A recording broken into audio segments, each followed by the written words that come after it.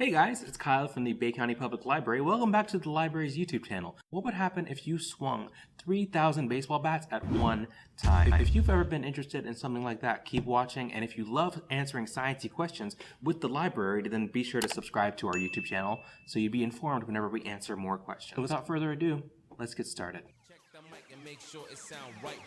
This is Roberto Clemente Walker. Roberto was the first Latinx/Latin American baseball player in the National Leagues of all time, which is really cool because this month is September, which is Latinx Heritage Month. He's also a member of the 3000 Club, which is a group of 32 baseball players who have hit 3,000 runs in their whole career. It's important that we have Roberto because he's a cool example of someone who hit a ball 3,000 times, which means we can use him as an example of what it might be like if we swung 3,000 baseball bats in one swing.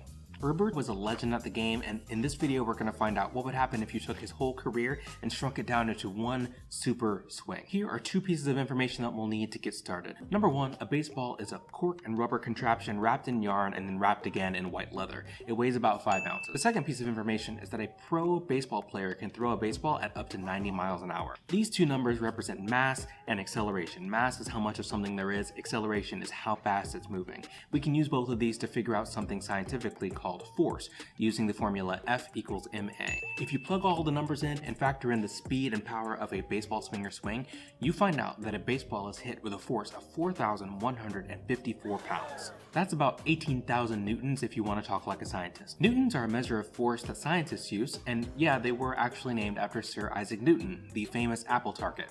Fun fact, Sir Isaac Newton was actually named after his father, Isaac Newton, who was named after his father, Robert Newton, not Roberto, but Robert. And Robert Newton was not named after the Robert Newton who played in the Treasure Island movie, which I don't know if you guys are old enough to have seen yet. Speaking of pirates, Roberto Clemente actually played for the Pittsburgh Pirates, and he has a statue outside of their stadium, which is pretty cool. That was a long tangent. But if we want to go with pirates, you would need a literal boat to figure out how much 4,000 pounds of force is. 4,000 pounds is the weight of a small sailboat. Imagine having one of those sit on top of you.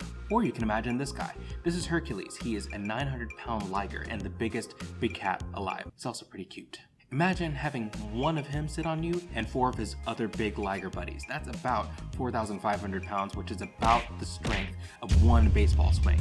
But what if you multiply that by 3,000? If you multiply that same force across 3,000 baseball swings by Roberto, you would end up with 12,435,000 pounds of force on one baseball. So we know that if you hit a baseball at that kind of force, it would probably just disintegrate. To get it into perspective again, if you were to have to swing a baseball bat fast enough to hit something at that kind of force, you would have to swing it at about 58 miles per second. That's like going from the library to Panama City skydiving in literally 1 second. Of course, why would you want to do that? Nobody should don't jump out of planes. It's not safe or cool.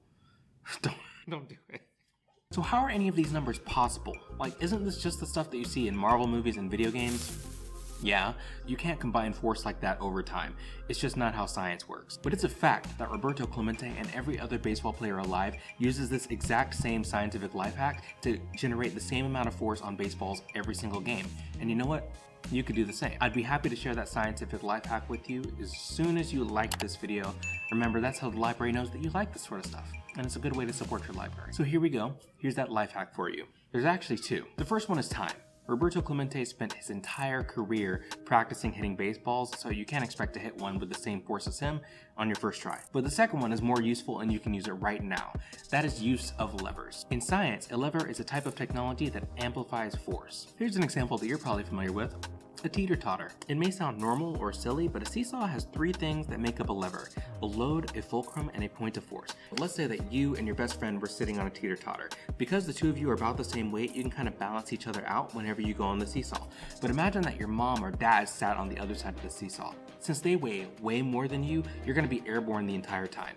Without using some hulkish strength or filling your pockets with rocks, there's no way you can make that seesaw come down. Unless you change where the fulcrum is. All you'd have to do is increase the distance between where you are and the fulcrum, and all of a sudden it multiplies your force so that you're able to lift up your mom or dad with the same level of force. Now apply that same logic to baseballs. Roberto can hit a ball so hard because a baseball bat is just like a teeter-totter.